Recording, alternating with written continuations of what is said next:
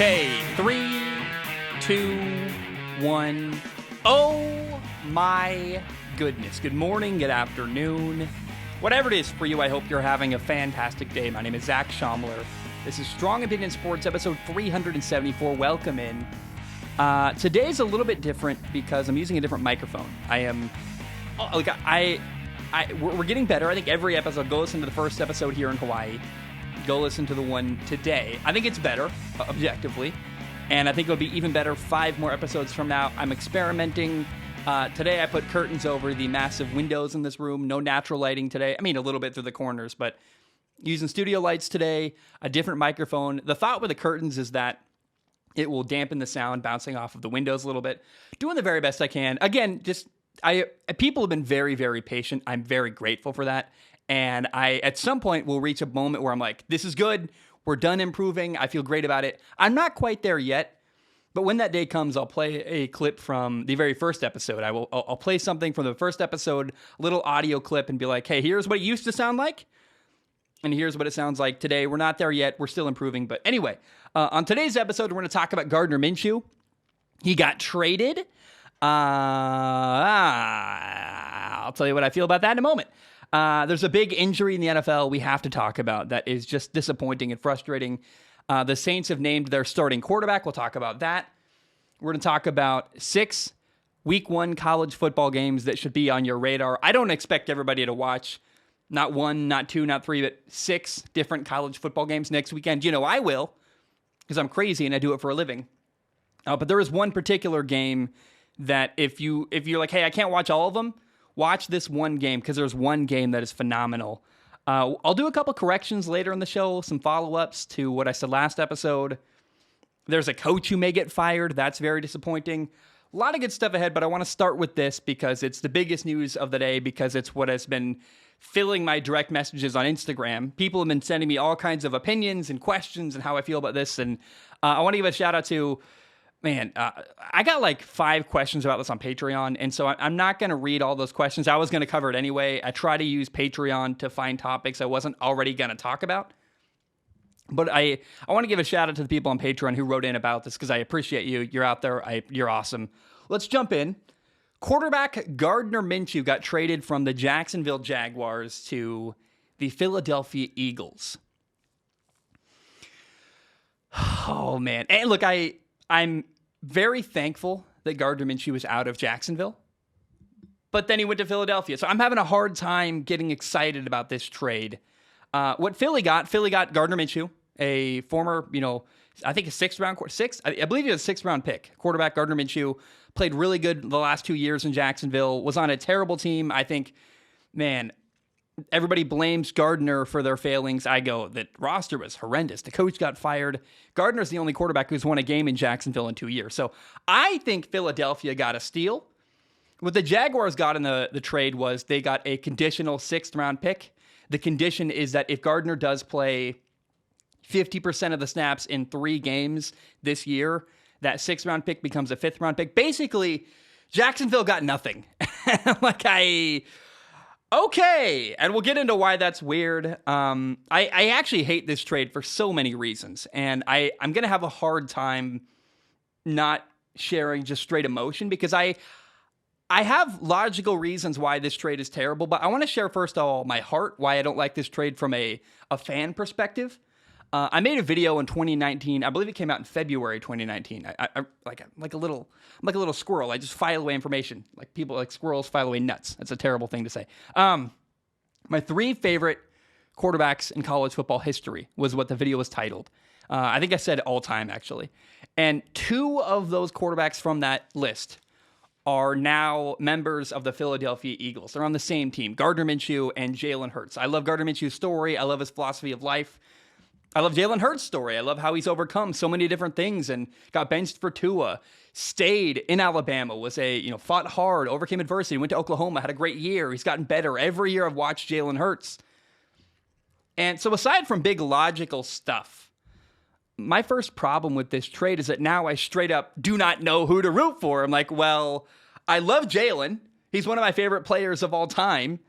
I feel the same way about Gardner Minshew. Now they're on the same team fighting for one spot. Only one of them can play. I hate that I can't root for both of them. I really, that's a funny way to go, but I'm sure that I'm the only person in the world that's like, I love Gardner. I love Jalen, but I root for people, not teams. And they're some of my favorite people in the NFL. Now, Jalen Hurts is the starting quarterback. He's been there all through camp. Gardner is just now going to start learning the playbook. So he's way behind. Even if he wasn't, Jalen's the guy. Like, Jalen Hurts is the guy leading their locker room through everything they've been through, leading all the way through training camp, has been the guy. That's who the team, I believe, will fall in under. But this is a hill I will die on, and I will say this forever, is that if Gardner Minshew played on a good team, he would win. He would win a lot of games. And I honestly, for the life of me, cannot understand why other NFL evaluators, and I'm not just talking to me, I mean people in the league, why people don't see the value in Gardner Minshew. A team like the Pittsburgh Steelers, who do not have a quarterback after Big Ben retires. Maybe they think it's Dwayne Haskins. I'll tell you what, Dwayne has been okay during preseason. Gardner Minshew's better. Or Washington. Is it Taylor Heinicke? Is it Ryan Fitzpatrick? They still don't really know who their long-term quarterback is. Why isn't Washington making a trade for Gardner Minshew? Or Denver? Did Denver forget 2 years ago when Gardner Minshew had a ridiculously good fourth quarter comeback to beat Denver? Apparently they all forgot, because Denver's quarterback room is not that good, and yet still they could not find any reason to trade for Gardner Minshew. The New Orleans Saints, maybe Jameis Winston is their guy. If not, why not trade for Gardner? 6th-round pick for Gardner Minshew. He's cheap. He's on a rookie contract. Maybe even the Giants, who don't know of Daniel Jones as their guy, why not bring in Gardner Minshew? Philadelphia is by far, I'm not going to say it's the worst, but it's definitely not, Philadelphia is definitely not the best place Gardner Minshew could have gone. He's accurate. He's a good decision maker. He can extend plays. He's really good at leaving the pocket, not running downfield, but running from the pocket to the sideline, keeping a play alive, finding people downfield. Go watch Washington State against USC, I think 3 years ago now, his senior year at Washington State. Phenomenal game. And I thought there was some stuff that Kyler Murray could have taken from Gardner's game. And not to mention, I referred to that game in Denver 2 years ago. Gardner Minshew was on the sideline going, hey, we got to go. We got to get this now. And like firing up his teammates. And he led them to a come-from-behind victory in the fourth quarter against Joe Flacco's Denver Broncos 2 years ago. He's a galvanizing leader. So I just do not understand why people don't want to give Gardner a chance. Put this dude on a good roster with an opportunity to play. He would win games. Kind of honestly, it reminds me of Dak Prescott. When Tony Romo got hurt, Dak Prescott, an unknown rookie quarterback, came in on a really good Cowboys team. That year, the Cowboys were stacked, and Dak led them to the playoffs. Gardner's the same way. I'm not going to say he's the best quarterback in the NFL. That's nonsense. He's nowhere near. But Gardner is definitely better than a lot of other quarterbacks in the NFL that are playing week to week. And if you put the man on a good team, and I'm biased, I'm a fan, I own that. He'd do very well, though, with a starting job in a place like Denver or Pittsburgh or New Orleans. It blows my mind that nobody appears to see the value in Gardner Minshew. Instead, Gardner's going to Philadelphia, a bad team with a coach I don't like or really believe in, that already has a starting quarterback. And by the way, here's what's baffling about this trade. The Jaguars gave him away for nothing. A 5th-round pick, a 6th-round pick. It makes no sense because, first of all, what if Trevor Lawrence gets hurt? Who's their backup? It's the guy who was in the former 49ers backup. I forget his name. The guy from Iowa. Someone will write in the comments. That's their current backup quarterback. I thought Gardner was a great backup at minimum in Jacksonville. And again, I get it. I am a fan of Gardner. But what were teams afraid of? Like, why did people not make a move for him? And what's weird about this is that you ask me, hey, if you trade a 5th or a 6th-round pick for a quarterback who can win you games and is on a rookie contract, so he's less than $1 million a year, you got to pay the guy. So the Eagles got a steal. The Jaguars made a horrible trade. Okay, you don't have a backup, and Trevor's going to get the tar beat out of him this year, and you didn't get anything for him. I just don't get it, man. And what's weird about this trade is that all through training camp, the Jaguars split reps between Trevor Lawrence and Gardner Minshew. They said, hey, 50% of the reps go to Trevor, 50% of the reps go to Gardner Minshew. And they did all that just to trade the guy away. Like, hello, how about the fact that you wasted valuable reps that Trevor Lawrence could have gotten to feel more prepared for week 1?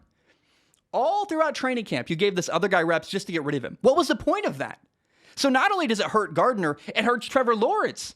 It's nonsense. The Jaguars look bad here. They look like a team that doesn't know what they're doing. And so, in my opinion, I think, look, Philly got a steal. The Jaguars made a terrible trade that made no sense. Like, congratulations, a 6th-round pick, a guy who's going to get cut next August. Great. Like, who's that pick going to turn into, really? And what did you give up? You gave up a guy who was nothing on your books, a cheap contract who potentially could help you win if Trevor got hurt, or who knows, man. It just made no sense to me. And in my opinion, I saw the trade. I wasn't excited. I wasn't fired up. I was just like, where's Pittsburgh? Where's Denver? Where's New Orleans? Like, does nobody see the value in Gardner Minshew? And apparently not. Apparently I'm the only person on planet Earth that, and I don't care about the mullet or the stupid haircuts, the mustache. All that's fluff and nonsense. I don't care. I care about how he plays on the field. Gardner's accurate. He makes good decisions. He can extend plays. He's a galvanizing leader. That's someone I would want on my football team. And the fact that the rest of the NFL doesn't appear to agree, very weird to me. But I will say, I wish Gardner Minshew luck. He's on a better team, I think, now in Philly than Jacksonville. Jacksonville's a terrible spot. Now he's maybe not in the worst spot in the NFL. He's like one of the bottom 10 spots in the NFL. And one thing, I got to feel bad for Gardner here. He got drafted by Jacksonville and then traded to Philadelphia. He's never been able to pick where he went in the NFL.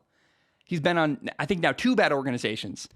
I'm being harsh to Philly, but I don't believe in their coach. I don't believe in the direction they're headed. He's not going to get a chance to play, I don't think, unless Jalen Hurts gets ironically hurt. So we'll see. But I saw this trade and a lot of people were fired up. I was not. I was just saddened and disappointed and like, oh man, where was Washington? Where was Denver or Pittsburgh or New Orleans? Why didn't they trade for Gardner Minshew? Somewhere that doesn't have a long-term plan at quarterback where he maybe could have given a shot to not only be the guy, but maybe like win a lot of games because they got a good roster.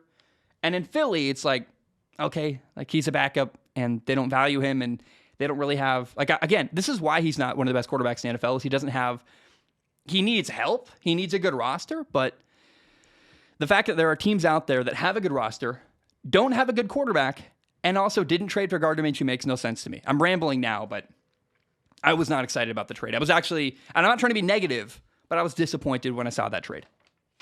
Okay, here's a story we have to talk about. It's, oh my. I can't believe this happened, honestly. So, Ravens running back J.K. Dobbins tore his ACL in the Ravens' 3rd and final preseason game. And I just have one question. Why? Why did this happen? Why is J.K. Dobbins starting and playing in a preseason game at all? Let alone, I don't understand, man. This was so avoidable. And I feel terrible for J.K. Dobbins. Tore his ACL in a meaningless game that doesn't matter. Like, hey, it's one thing you tear your ACL in the Super Bowl or a playoff game or a game to get into the play, like an honorable way. This is not an honorable way to go down. This is shameful. It sucks. J.K. Dobbins is a victim here of a team that should not have played him. And I will never understand why coaches play their NFL starters in the preseason at all. The Chargers did the right thing. The LA Chargers were like, hey, we got Justin Herbert. He's phenomenal. Let's just keep him off the field. The entire preseason, he's not going to be on the field. That's great. I think the Rams did the same thing with Matthew Stafford. Like, keep your dude safe. Keep him healthy. On preseason game day, I would say, hey, Lamar Jackson, J.K. Dobbins, anybody, Rashad Bateman, anybody who I think is a starter, I'm like, you're not suiting up. Maybe a rookie, Rashad Bateman, he can play a little bit. That's fair enough. Get some timing with a quarterback. But especially a running back. Running backs get their bodies beat to tar. Like, that's why the careers are so short. My starting running back, especially on a team, the Baltimore Ravens, who heavily runs the football. I'm like, hey, J.K. Dobbins, you're in shorts and a t-shirt. Maybe not even at the stadium. Take the day off. Go sit with your family. Rest. Do very little. Rest your body. And every single year, there's a story like this. A couple years ago, it was Julian Edelman tore his ACL in the preseason. I'm like, why? Why is this happening? J.K. Dobbins got hurt for nothing. And it's just like, and what's weird is, what do you gain from playing J.K. Dobbins in the preseason? And now here's where optics get really bad. They go from really bad, losing their starting running back in the preseason. This is how things get worse, is that the Ravens have this crazy long winning streak in the preseason. And it's like, did you play J.K. Dobbins, your starting running back, because you wanted to win a preseason game? I don't think so. I don't think that's the reality. I don't think that's what John Harbaugh, the Ravens head coach, was doing. I'm sure there was some other reason. I don't think he really cares about winning preseason games. But that's still the question Ravens fans are going to ask. And so it's a hard one to answer. It's like, well, I don't know. So I want to repeat this. Do not play your starters in the preseason at all. At all. I'm never a fan of it. I don't like it. Rookies, I make an exception for, because they want to get reps and get their first NFL game out of the way and get some timing down. But you have all of training camp to do stuff like that. Why is your starting running back playing in the preseason? I will never understand. And again, I asked the question, what did playing J.K. Dobbins gain the Ravens? In theory, if he hadn't gotten hurt anyway, what is that? How does that benefit them? Your running back, who is going to get just beat up all year, gets a couple more bruises. Like, what does that benefit you? I don't understand. I don't know. And what this does not only really hurts J.K. Dobbins' career, it makes all of the Ravens' goals for 2021 harder. You're now out a starting running back. Like, I will never understand. Every year when this happens, it's just the same thing. And I'm just like, come on, man. Why are you playing your starters in the preseason? Okay, sources have come out and said that Jameis Winston is the Saints starting quarterback. That is still yet to be confirmed. But if true, I believe that's a great move. It's the right move. The quarterback battle was between Taysom Hill and Jameis Winston. And based on what I've seen, not to mention the fact, first of all, that Taysom Hill is this great athlete and you can use him all over the field, and actually putting him at quarterback limits his ability to impact the rest of your team. But beyond that, let's just talk about the quarterback position. Based on what I've seen, I would have made Jameis Winston my starting quarterback as well. Jameis has a way higher ceiling. We've seen it all. We've seen it for years. We've also seen it during the preseason. And Taysom Hill is just not the long-term quarterback in New Orleans. It's not going to happen. Jameis Winston, given an opportunity to play, just might be. And that's why it's like, well, this is a no-brainer. All along, everybody has expected Jameis to win the job. And that's because of what he's capable of. We saw in 2019 when he led the NFL in passing yards. He had over 5,100 I think it was like 5,109 to be specific. I saw the number this morning. 33 passing touchdowns. Now, he had 30 interceptions, and that cannot happen. That is not good. It's a problem. But I assume, along with everybody else, that, hey, a good coach can help Jameis progress and develop and maybe limit some of those interceptions he's had in the past. And the Saints have not only a good coach, a great coach, Sean Payton, a guy who helped kind of save Drew Brees' career. So I'm curious if Sean Payton can do the same with Jameis Winston. I don't know. I'm not going to say it's going to go one way or the other, but it's definitely something to keep track of.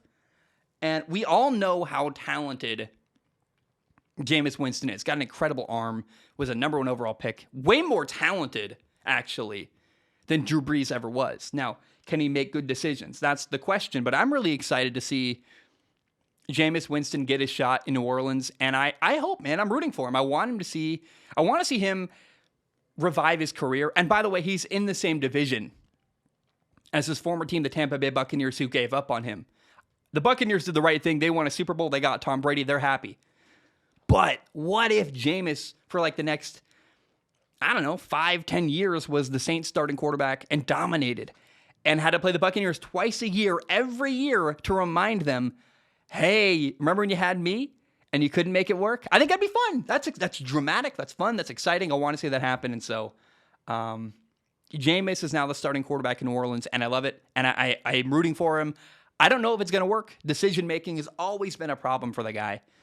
but I hope it works out. And I think if there is anywhere Jameis could work, it's like New Orleans, the Rams with Sean McVay, maybe with Kyle Shanahan with the 49ers. But he's definitely in a good spot. He's being set up to succeed, and I hope he does well. All right, guys, my name is Zach Schaumler. I'm going to take a short break. When I return, we'll do some corrections. We will talk about a coach who may get fired. That's not good. And I will share 6 college football week 1 games you should have on your radar. My name is Zach Schaumler. I will be right back. All right, we are back. Hope you're doing very, very well.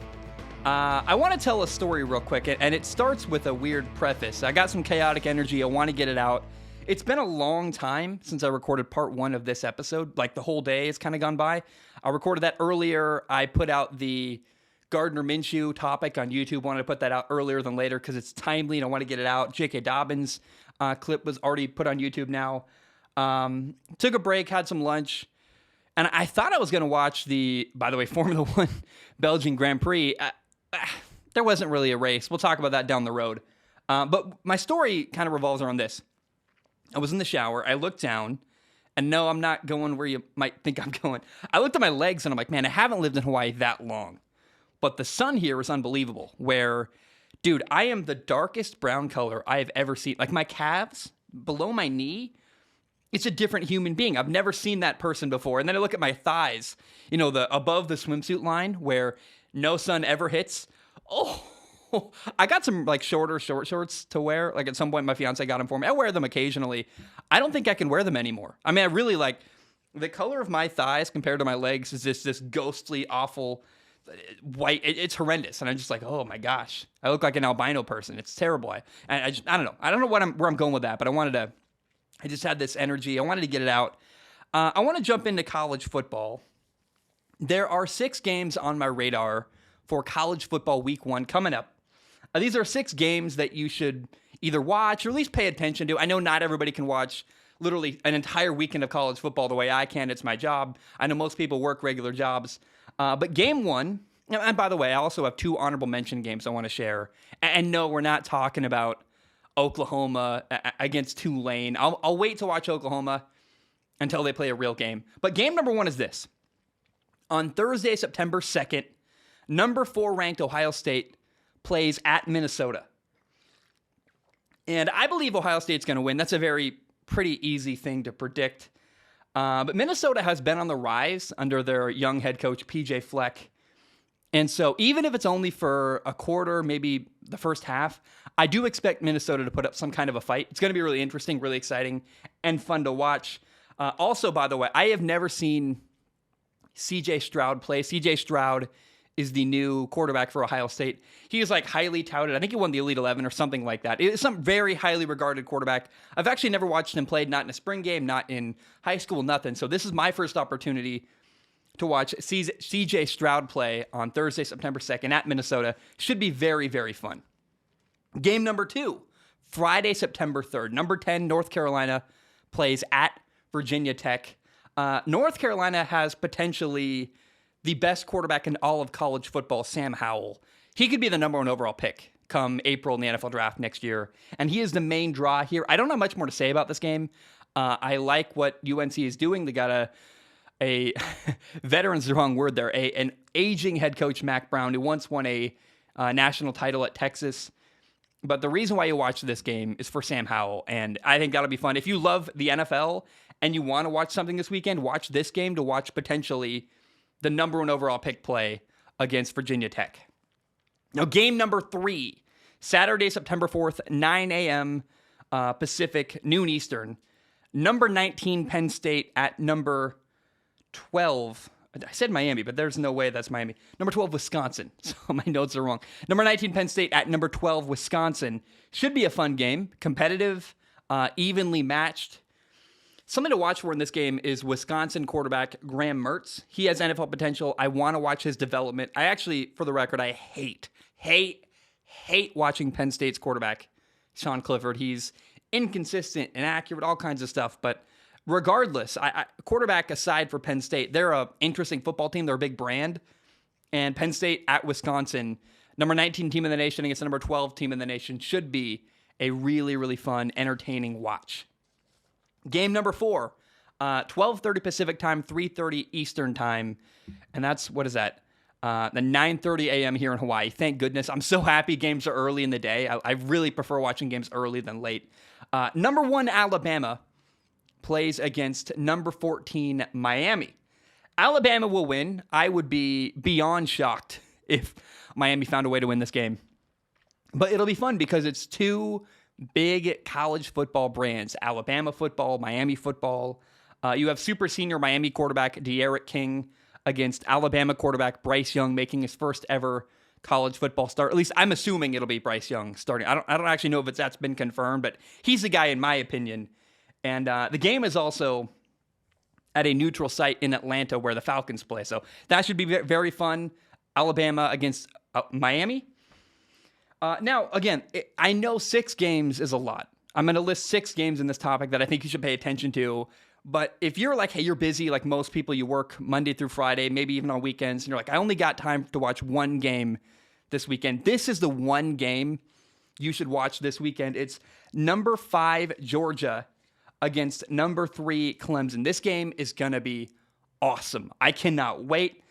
Not only do you have 2 quarterbacks with NFL potential, that's JT Daniels for Georgia, DJ Uiagalelei for Clemson. I also don't know who's going to win. I think Clemson's a slightly better program. They've won national titles recently. Kirby Smart, head coach for Georgia, against Dabo Swinney, the head coach for Clemson.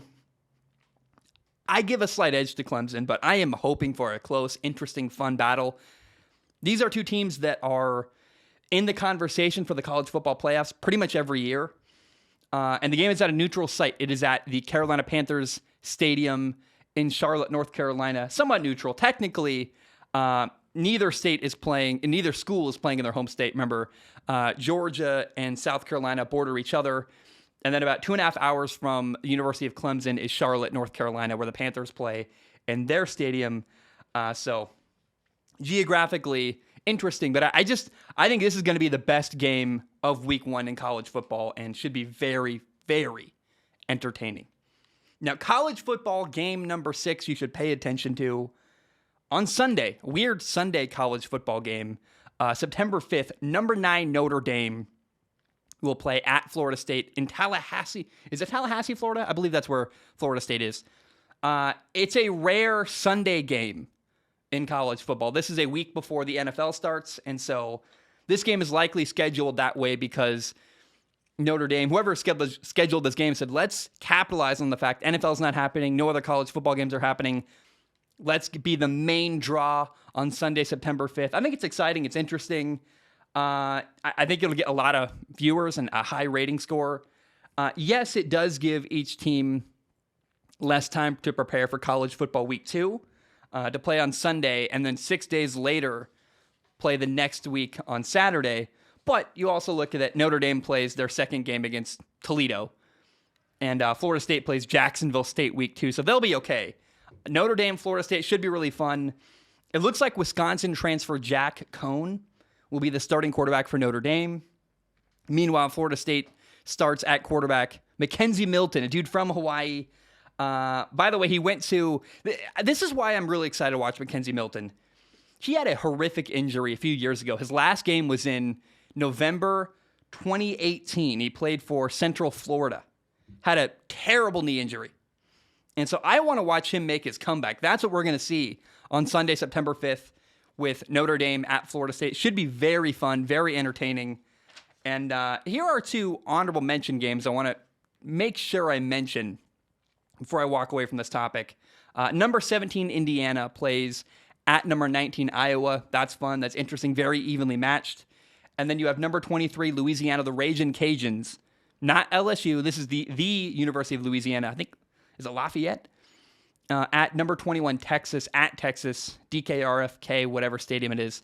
Those games should be interesting as well. But again, the number 1 game, if there's only one game you watch next weekend in college football, make sure you find time to watch number 5 Georgia at number 3 Clemson. I guess it's not at, it's technically at, you know what I mean. It's at North Carolina. They're close enough. Whatever. It's going to be a fun game. against. I should have said against. Well, who cares? Let's move on. I want to go backwards to the last episode very, very quickly. A lot of people wrote in with names of quarterbacks that got screwed over by their team that really never got the shot they deserved to be on a good winning team and win a lot of games. The most obvious was Andrew Luck. I went, oh yeah, of course. I don't know why I didn't think of that earlier. Although I guess my thought was that I wanted quarterbacks who maybe were surprising to people. Not everybody thinks of Tony Romo as a guy who didn't play on a great team and never really got a shot. People like Matt Ryan, Matthew Stafford, these are more surprising than Andrew Luck. Everybody knows that Andrew Luck got the respect he deserved. Like, I don't think Matt Ryan gets the respect he deserves. No one ever said, Andrew Luck can't win a big game. People just said, I can't believe Andrew Luck even got his team to this game. I mean, he played in multiple AFC title games. That's crazy to me. And so, I should have included Andrew Luck. I think Andrew Luck is more likely, instead of a guy who got screwed over. He did, by the way, get screwed over. He's more just a guy who is like the number one all-time biggest missed opportunity in NFL history where, dude, he was so talented and so good and so exciting to watch, and they just could not put a good team around him. His whole career was wasted by a bad general manager. Now, there are a couple names that were listed. Cam Newton, Eli Manning. I'm like, commenters said that. I don't know that I agree entirely with those. Cam Newton played for Bill Belichick. I don't know. Come on. But Phillip Rivers was a big one that I agreed with. Now, Cam Newton, maybe he missed the prime of his career. So maybe Cam Newton, but he got to a Super Bowl. So I don't know. That's a conversation for another day. For sure, I agreed with Dan Marino. Absolutely, I agreed with Archie Manning, who played for what they called them, the Aints, like the worst Saints team ever. I also I noticed this, and this is not a Patreon write-in, but I did notice that someone, I'm not going to say his name, I'm not going to read the whole comment. Somebody did mention that they thought I was too easy on Giants fans and New York sports fans in general. And I think, yes, New York sports fans are crazy, but they're passionate. They're sometimes jerks, and they spit on people, they boo people. I love when they booed Trae Young in the NBA playoffs. Look, some people may think I'm too easy on Giants fans and New York sports fans in general. That's very fair. I talk about them with reverence. I think Philadelphia is a city like that. Philadelphia, New York. There's a couple places around the country that Cowboys fans are similar, where there's this crazy deep, and I actually wouldn't compare Cowboys fans to New York fans. I think New York fans are actually crazier than Cowboy fans. Cowboy fans are unrealistic. Giants fans, they're more realistic. They know they're bad. They just are crazy passionate. And I love that. It makes sports more fun to have a fan base or two like Philadelphia, like New York, who is insane and will say mean stuff, but I don't ever hold it against them. Like look at the comments I've gotten from Philadelphia or New York. Some of them are insane. Some of them are so mean. It's crazy. But I actually don't mind it. I wish more fan bases were like that, where having people that care, I just think it makes sports better. And so I have some patience and compassion for New York sports fans. They're not the nicest people in the world, but it's better that you care than people who are just totally apathetic and not interested. Is that even the right word? I don't know. But people that just don't care is not interesting to watch ever. And so I don't mind passionate New York sports fans. I think they're awesome. Okay, let's talk about Austrian football, not Australian. Austria, as in the country. I think it's next to Germany. I think they share a border with Germany. Rita wrote in about it. She had a whole thing about, I can't even summarize it properly. Andrew S. was a guy who was on The Bachelorette. He played in Austria. The lady who was dating Katie Thurston, I think was her last name, talked about considering moving to Austria to develop their relationship. And I was like, well, it makes some sense. I thought Andrew made a lot of money. I was like, okay, fair enough. And I looked it up. I typed in salaries. And so the salaries I talked about in last episode 373 during Ask Zach actually were for soccer. I was reading that a commenter wrote in about that, and now I can't even get those two out of my head. So I was reading online about Austrian football players, how the star players in their league make like 1.9 million pounds a year. And I was dead wrong. And it's kind of funny how this happened. I didn't even think about it. I totally blanked on the fact that in Europe, they call what we call soccer in America, they call football. And I was like, oh, I'm so dumb. I couldn't believe it. I felt, even after I posted, I realized like, oh my gosh, I was researching the wrong thing. And so, and also I'm not familiar with the team. So I saw their team names posted them. I just assumed that was actually, I was wrong. I was totally wrong. And apparently people that play American football in Austria make basically no money, which does align with everything I thought I knew about European football, is that if you play American football in Europe, there just is no money in it for the player. In fact, some people even have to pay just to play. And so, Rita, let me answer your question now with more information, did more research, try to get it right now. Rita, on The Bachelorette, it was absurd for Katie to suggest moving to Austria to develop her relationship with Andrew Spencer, a guy who, nice dude, he's a star of his football team, doesn't make really any money. It's not like it's fun. I have a lot of friends who play in Europe. I know the guy who won the Italian Super Bowl, literally. But you're not making the big bucks, and that's not really a big career by American standards. And so the thought that someone would move to Austria to develop a relationship, kind of a crazy thought, because she herself had a really good, high-paying job. And I think, going back to The Bachelor, I think Katie simply just did not understand how little income he had playing football over there in Austria. Unless, of course, nope, never mind. I was going to say, unless he plays soccer, but I'm like, wait. The Vienna Vikings play American football, which Andrew S. does play for the Vienna Vikings. Okay. Enough rebuttals and follow-ups and stuff like that. Let's talk about Nebraska football. Nebraska football just lost to Illinois, their season opener. They lost 30-22. And by the way, I have a gripe already. The way the state of Illinois spells things, the S is silent. I hate that so much. Anyway, why include the S, I guess, is my point. It's Illinois is how it's spelled, but it's Illinois is how you say it. Maybe it's French. I was like, come on, guys. Like, why do we do this? I hate that kind of stuff. Like Dubois always ends with Du Bois. It's like, come on. I hate silent S stuff in any language. Anyway, the point is Nebraska lost to Illinois 30-22 during college football week 0, their opening game of the season. And Nebraska football just does not appear to be making any kind of progress as a program. And it's a big problem.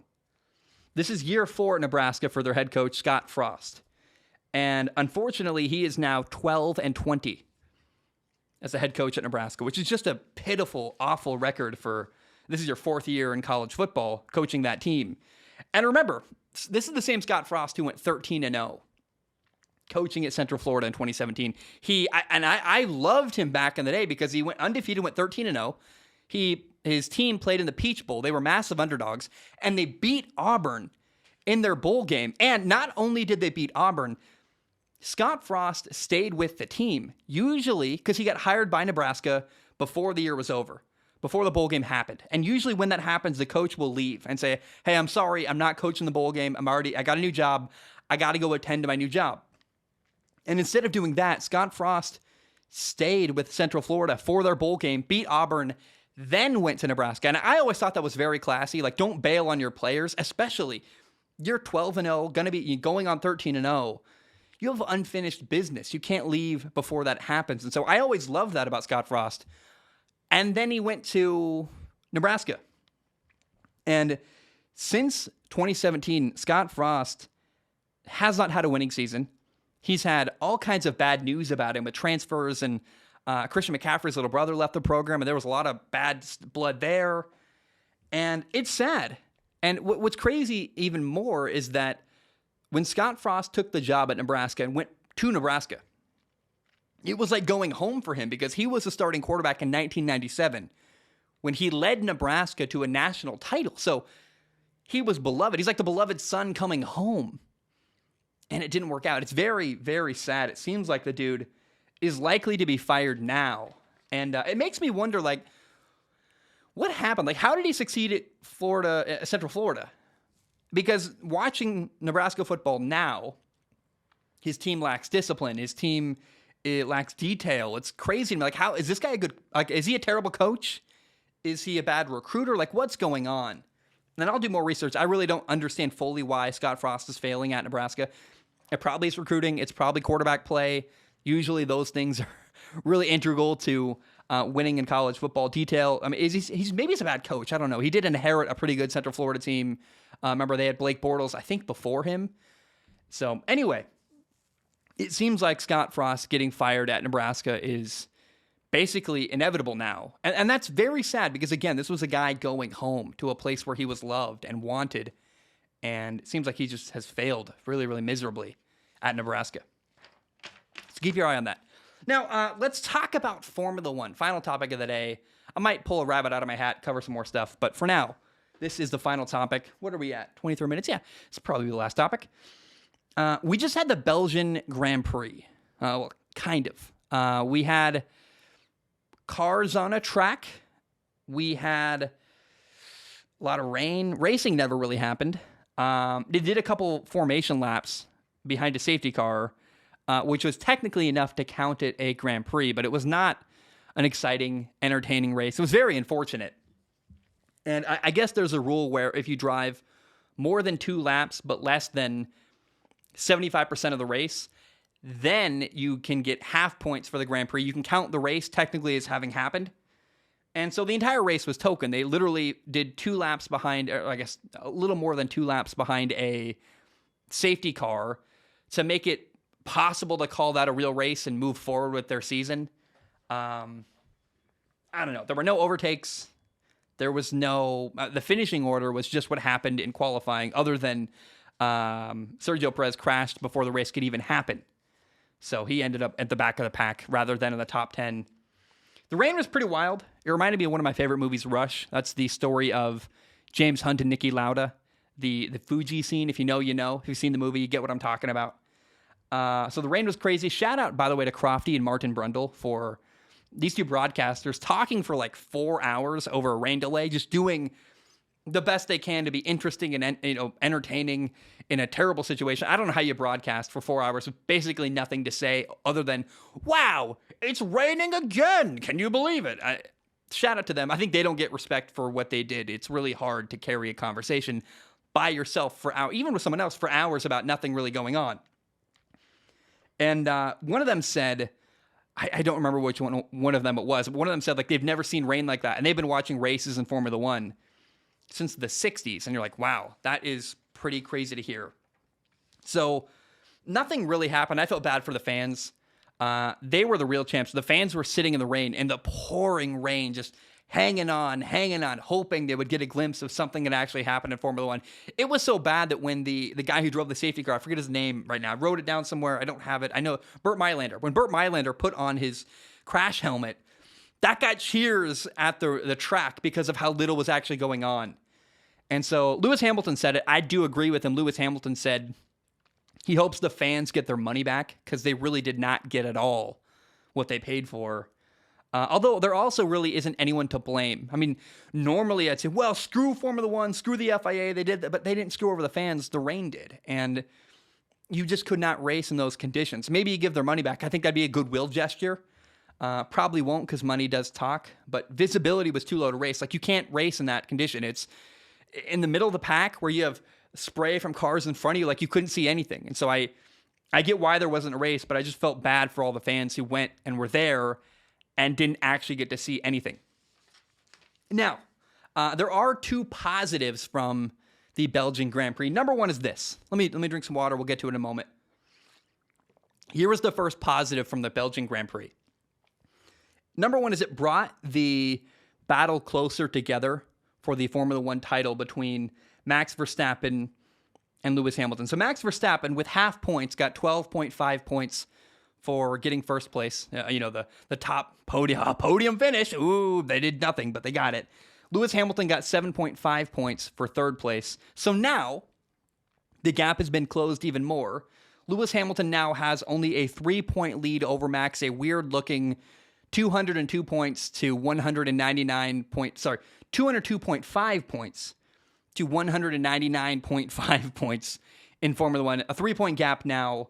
Odd with the half points, but nonetheless, it does make things even more interesting that the gap has been closed even more between Max Verstappen and Lewis Hamilton. Now, the second only positive thing you can really walk away with from the Belgian Grand Prix is this.